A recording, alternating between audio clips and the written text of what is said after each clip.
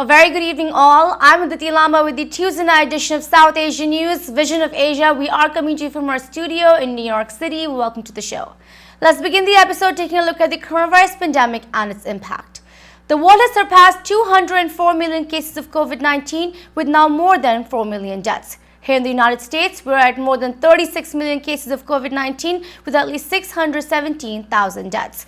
Cases are surging across the nation, ravaging through unvaccinated communities, with nearly all Americans now living in areas with high or substantial levels spread.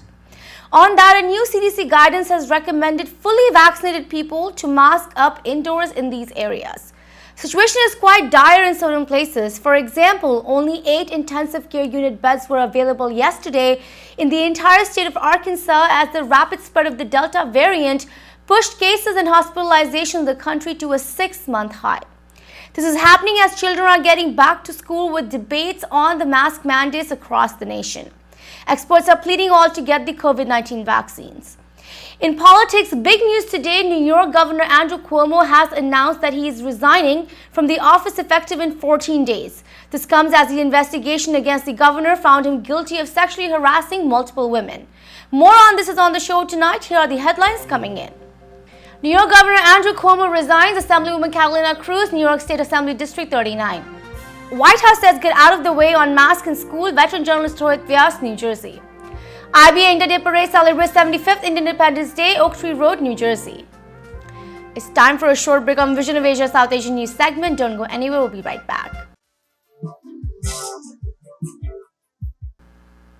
And welcome back. I'm Aditi Lamba with the Tues episode of South Asian News, Vision of Asia. In politics, New York Governor Andrew Cuomo has announced that he will be resigning after the state's Attorney General's investigation documented multiple accusations of sexual harassment against women.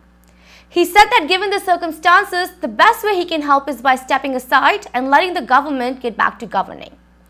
The investigation against the governor also has found that the governor also violated state law. Lieutenant Governor Kathy Hochul will now serve as the governor for the rest of his term and will become New York's first female governor. She has said that the governor's resignation is the right thing to do and in best interest of New Yorkers. She also said that she is prepared to lead as New York's 75th governor. On this, the potential impact of vaccine mandates, we spoke with Assemblywoman Catalina, Cruz from State Assembly's District 39, a district which comprises of a huge population of South Asian and Indo-Caribbean communities. Here is Assemblywoman Cruz. Governor Andrew Cuomo has resigned and he will be leaving office in 2 weeks. This is coming after the allegations of sexual harassment were proven true from the Attorney General. My question to you is, as a woman and as a public official, how is this making you feel? And do you think he finally took the right decision? Look, I think this is a decision that the governor should have made weeks ago, whether it was to allow for the investigation to continue or whether it was just to put the people of New York first. This is the right thing to do. In the assembly, we were conducting our own investigation, looking at not just the issues around the sexual harassment, but also the possible misuse of public funds to write his book, and the possible lying, basically, when it came to reporting how many people died in the senior living facilities from COVID. And so, it came as a little bit of a shock, because while I thought that eventually he would resign, I didn't think that it would be now. But I do think that it's the right decision so that our state can move forward in recuperating from COVID. Yes, there is so much work to be done. But, I have to ask you, the Me Too movement is huge in the state of New York. Governor Andrew Cuomo himself has supported it. You have supported it. So many women are supporting this movement. What does it mean for the movement when you see him resigning finally, but saying things like he thought it's a cultural difference, that he didn't know that he was actually, making the women uncomfortable? Do you agree with that? I think we've come way far from that, where he should have adjusted to the way that he needs to be held, accountable for his actions. You and I come from cultures that love to embrace our family members. I think blaming this on culture is a little bit problematic, and it's disrespectful, frankly, because we have many family members who understand the difference between an appropriate hug and an inappropriate hug. And if he can't understand that difference, there's a problem here. So for me, it's more about the people and the survivors than it is about movement.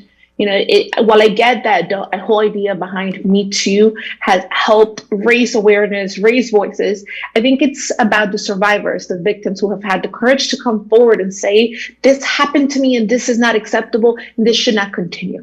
So my heart goes out to the many women, not only the 11 women in his report, but I can guarantee you that if they found 11, there were more that probably didn't come forward because they were fearful. And I understand that. And I send them all my respect and my love. And I look forward to seeing the day when you and I can show up to work without having to worry that someone's going to comment on our appearance instead of commenting on how good we are at our job. Right. Unfortunately, as you said, this could be a story of hundreds of women that are working in public office, in politics, of sexual harassment, from their bosses. What do you say to women that want to come forward now with this story? This may be giving them a little motivation to say, hey, maybe I can try this. Maybe somebody could hear me. What do you say to them? I say to them, you are not alone. Unfortunately, it's happened to all of us. We've all been sexually harassed in one way or another. Someone has undermined how good we are at our job because we may look a certain way and treated us less than fairly. And what I say to the women that have had to endure that is, if we can go after the governor of the state of New York and demand that he respect women and step down because he hasn't, then we can help you. Yes.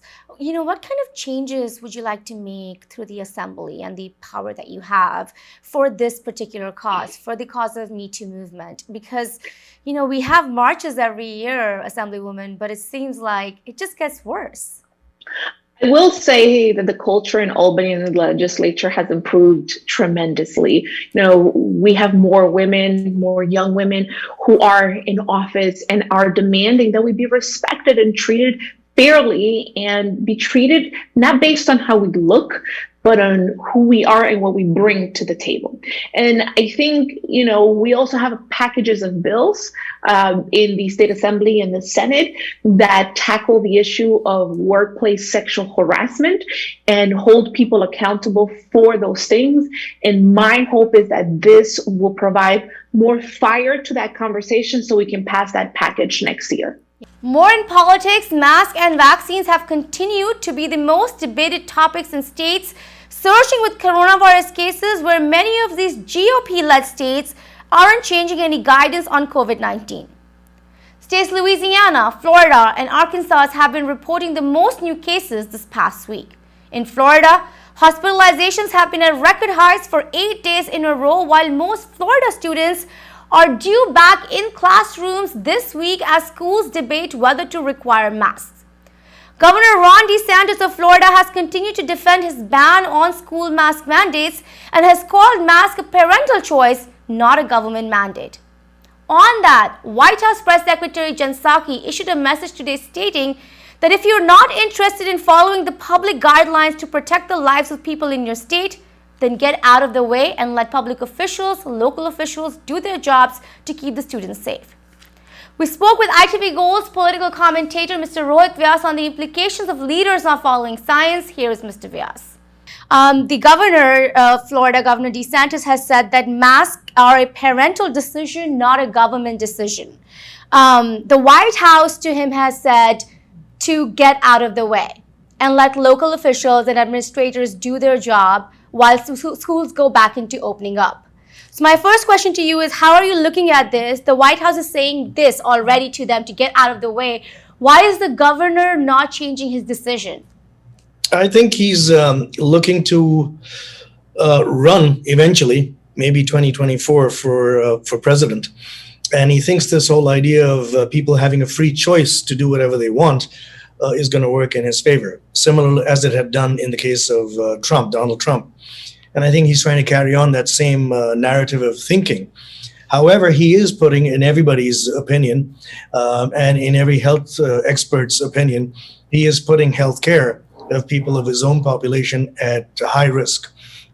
Case in point, the cruise lines, Norwegian Cruise Lines and others, they have brought in an injunction by a federal judge to prevent his no mask mandate, because he also refused to allow the cruise lines to insist on full vaccination proof, to insist on masking, things like that, when they board at Florida ports, if passengers board at Florida ports. And the cruise line has challenged that pretty effectively so far. The question here now is the safety of everyone. The question is the safety of employees in establishments that deal with the public. It's also the safety of people who are visiting those establishments, being everywhere. And with the ever virulent Delta surge that's going on worldwide right now, I think a lot of individuals are extremely cautious and are incredulous, can't believe that the governor of Florida would still insist on a ban on a mask mandate. Nobody's saying there should be a mandate, but there have to be rules and regulations to some degree, and that should be left up to individual entities, including schools, including local government, municipalities, etc., to decide if they have a high prevalence of infection in their particular areas, then they should be able to enforce masks. You know, quite interestingly enough, Florida, along with a bunch of other states that are showing very low rates of vaccination, surging in case numbers, are mainly Republican-led states. They are debating still about schools every single day, you know, even though most of the children are not eligible. What is the point of all of this, and how dangerous do you think this could get politically and for the children of these states? First, for the children. It's extremely dangerous. I mean, you can't anymore have schools shut. So the thing to do is to reopen them safely. And the safest thing we have right now, besides vaccination, is masking up, at least masking up to some degree, so that you don't spread the virus, this particular virus, from person to person as swiftly as it has been going around. Many people are not vaccinated, as we've both discussed, and everybody knows that most of the US population is still not vaccinated. About 49% is, or 48% is, but the rest are moving about freely and claiming nothing's going to happen to them. Yet we are seeing hospitals are now once again hard-pressed, actually hard-pressed much more than when this pandemic began. You're having doctors and nurses once again crying out, appealing to people, please don't do this to us. We can't handle the overload. It's a political game. It seems like a political game. It seems like it's a game of popularity. Who will be more popular by going with what people who are, less educated by this say. And the fact is, we have to follow the science. This is a pandemic. This is a dangerous virus. And you can't challenge science on something like this, in my opinion. You just can't. You have to go with the science. You have to go with the experts. And that's what actually every good administrator would do, go with the experts. An administrator, his ability or her ability to administer depends on who the people are that are with them. And you always have experts in every field, in this case in medicine, who will advise you on what you should do. And I think every good leader, good administrator, should follow the advice of competent individuals. Let me ask you a question here. Do you think President Biden should himself interfere in this? Can his administration do something to perhaps mandate masks in schools? How would that look on a federal level? Very difficult to do it. You can't, unless you declare a national emergency. So if sort of during the early days of the Trump administration, there was a medical emergency, a pandemic was declared. I don't think it's going to be effective anymore now. And I don't think it'll be effective anymore anywhere in the world, for that matter, not just the United States, because people have gotten fed up and they don't want to be told repeatedly what to do.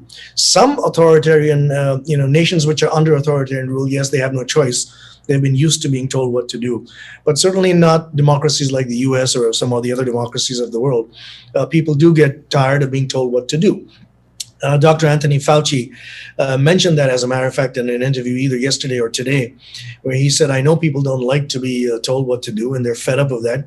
And he said, I understand that. But the fact is, when you have something as dangerous as this, you've got to start to take what's happening seriously and decide, whether you want to live or die, and whether you want your fellow citizen to live or die. So this is a collective responsibility for every one of us to be responsible, to mask up, to not get into the politics of it. This has nothing to do with Republicans or Democrats. This is a national, international health emergency.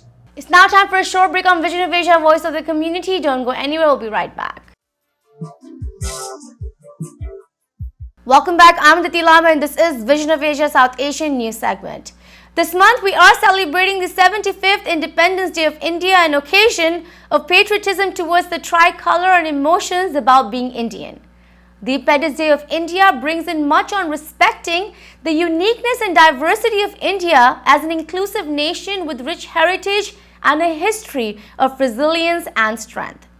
Celebrations of the Indian Independence Day here in the United States are annually marked by India Day parades and flag hoistings to honor freedom fighters of India who helped make India a free nation in 1947. This year, we are seeing these parades across the tri-state, and we have tonight highlights from the India Day Parade, which was brought together by IBA, the Indian Business Association of New Jersey, at the very popular Oak Tree Road. This parade was dedicated to all healthcare professionals and frontline workers who have done incredible work during the pandemic, saving lives. The IBA India Day Parade saw hundreds of Indians come together and commemorate the Indian Independence Day through several floats, cultural performances, celebrities, politicians, and much more. Here are some highlights, which also saw New Jersey Governor Phil Murphy in attendance.